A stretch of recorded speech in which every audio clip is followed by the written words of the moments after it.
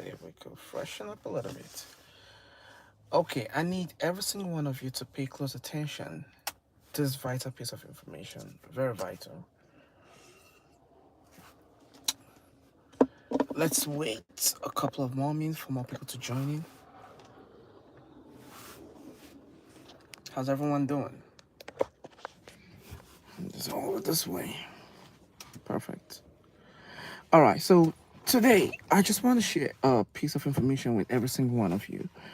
And I'm sharing this because I've seen a lot of young folks coming in and out of workplaces. It's almost like they can't keep a specific job.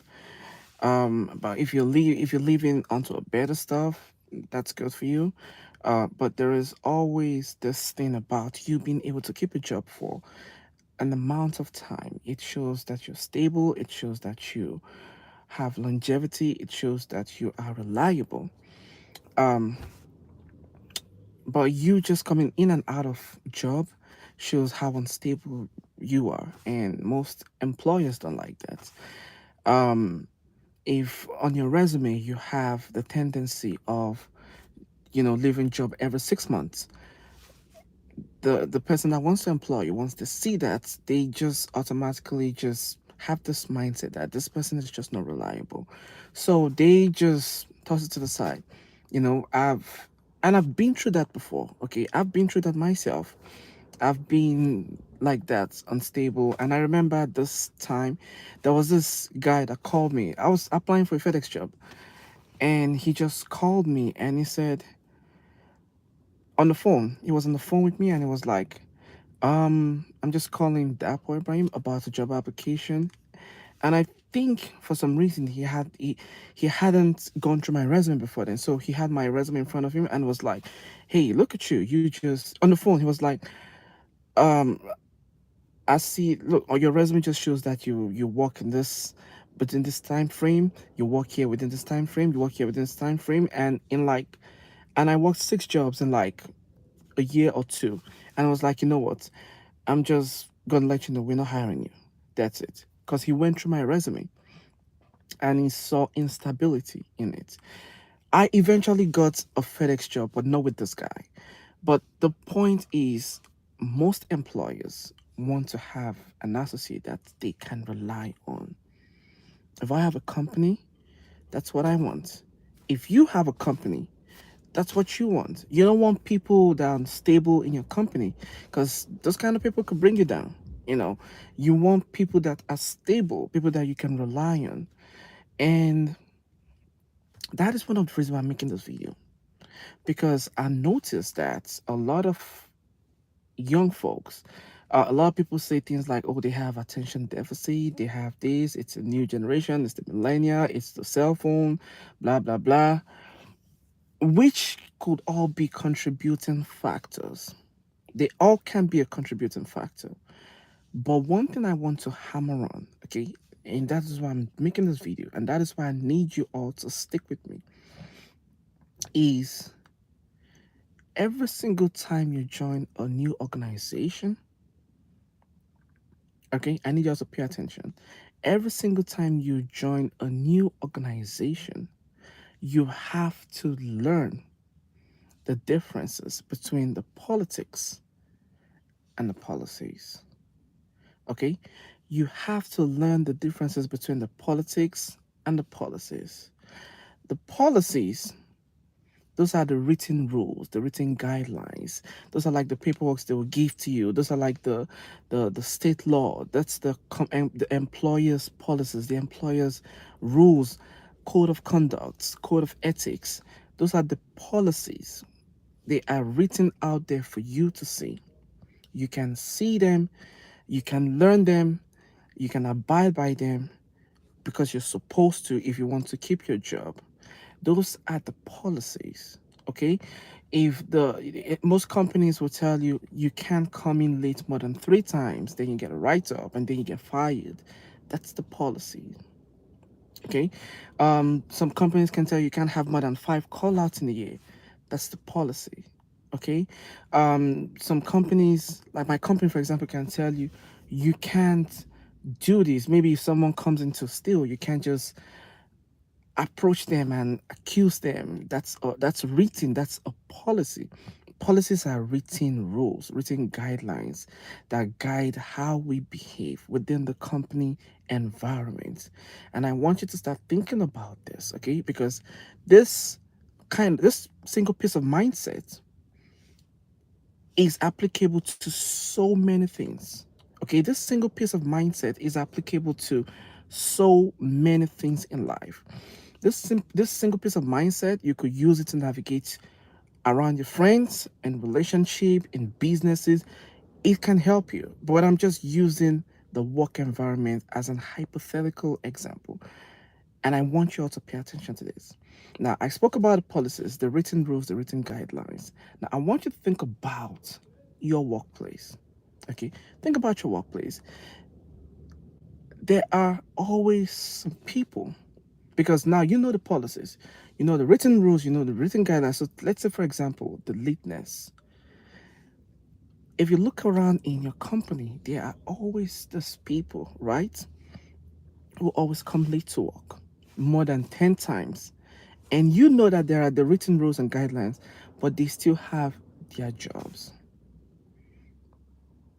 I want you to think about that. Now, there are some people who um they call out all the time, but then they have a different schedule, a different shift to make up for their time. It can go against the policy, but they still have their jobs. Okay?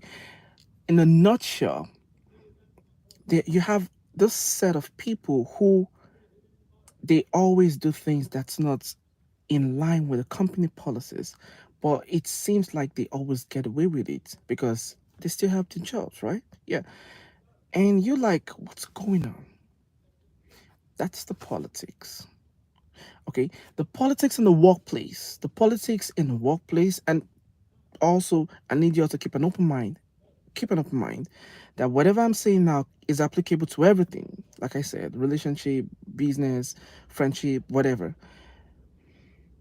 The politics within your work environment, because I need you all to understand this. The politics within the work environment are those unwritten rules that guide the functionalities within the organization. They are not written, people just know them, people feel them, and people abide by them.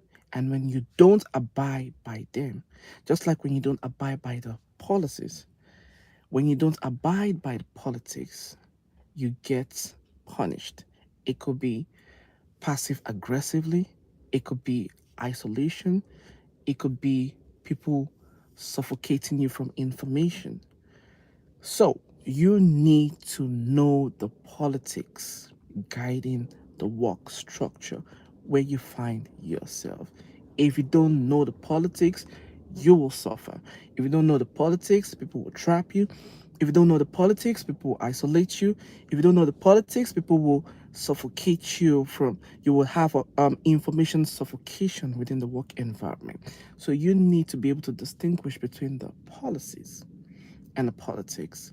I was reading this book by David Eagleman titled Cognitive, and it said one of the elongated battles between us as human beings is the battle between the brain and the heart. It said something like heart and reason, mind and reason, something like that. But it's basically a battle between your brain and your heart, and it's been going on and on and on and on. And it said something about conservative versus Democrats, you know, atheists versus um believers. He said so many things. But the point is, this same politics versus policies thing, it's been existing for ages within work environments. Politics within workplace just tend to form themselves. They form themselves. No one writes them down. They just form themselves and then they just stay. And people just start abiding by them. And you have to learn them. Because if you don't, you might even end up losing your job. Now, if you notice that your work has so much politics revolving around it, then you need to understand the policies and you can use the policies to navigate your work environment. You could use the policies to protect yourself. You could use the policies, rather. You could use the policies to ensure your safety.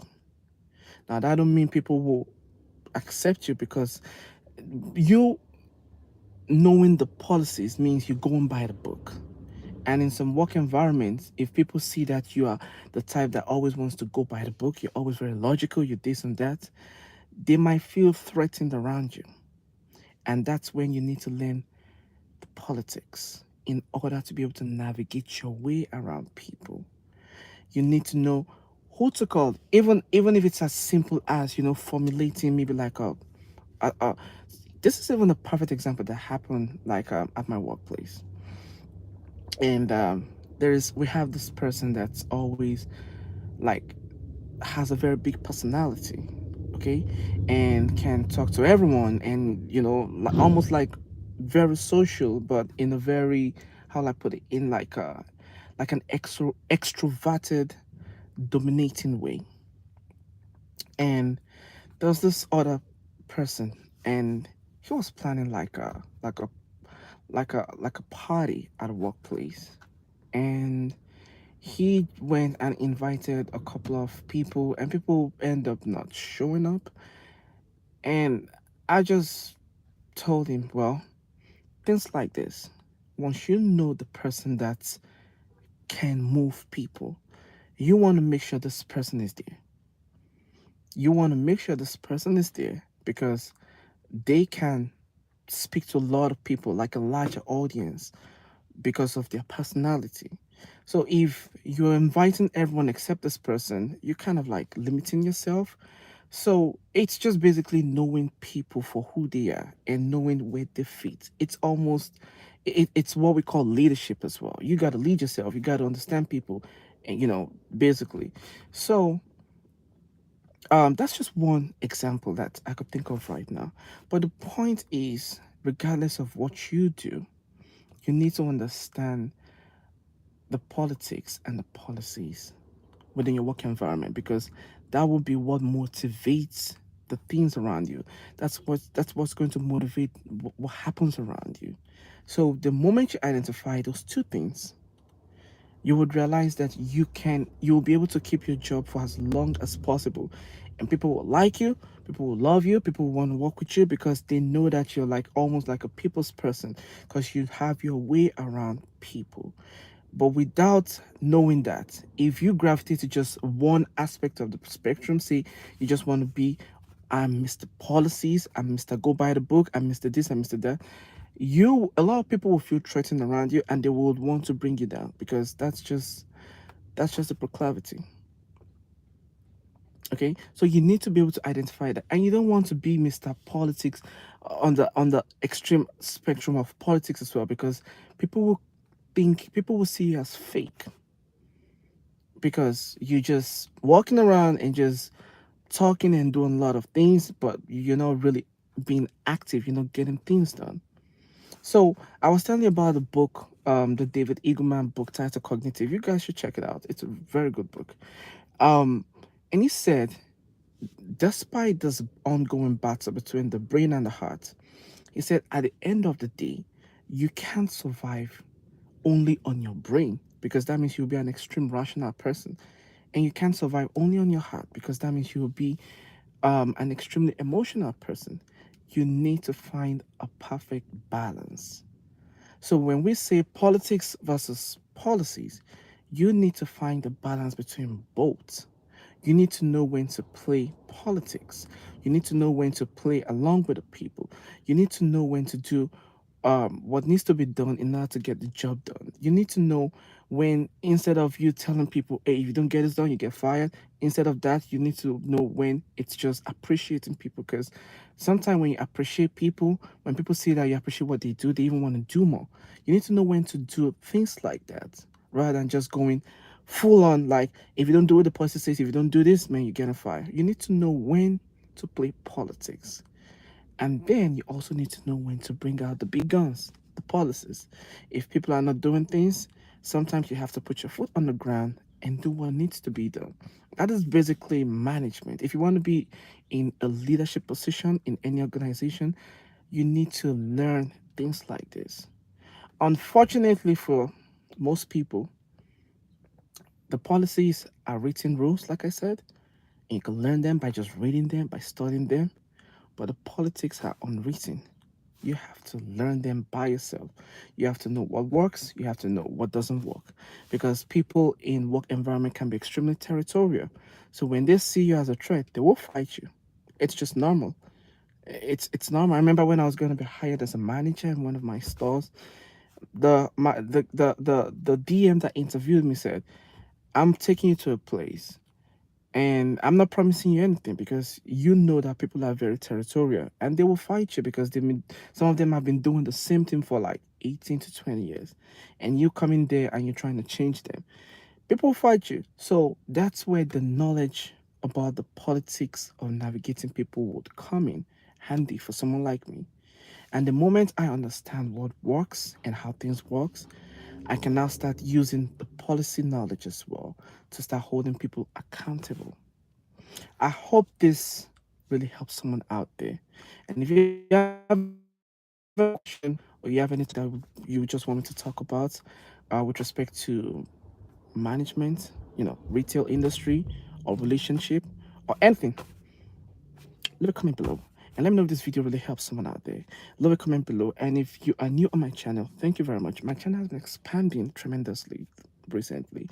And I want to thank every single one of you. But if you are new, feel free to smash the like button and also subscribe because I like to get to know people on a very personal level. But until next time, when I'll be making another video like this, remember to practice everything you've learned.